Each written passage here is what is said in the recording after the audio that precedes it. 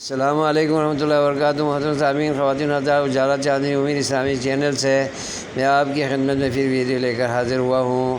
اس video میں جادو کے بارے میں عرض کروں گا۔ میرے محترم بھائیوں، بزرگوں، بہنوں، ماؤں، جادو کفریہ عمل ہے۔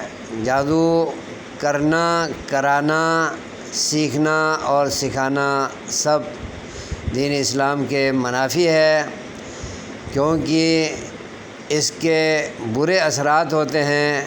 برے اثرات کا اثر پڑنا یہ تو نبی پاک کے فرمان کے مطابق السحر حق ان کا فرمایا ہے کہ جادو کا برا اثر ہوتا ہے۔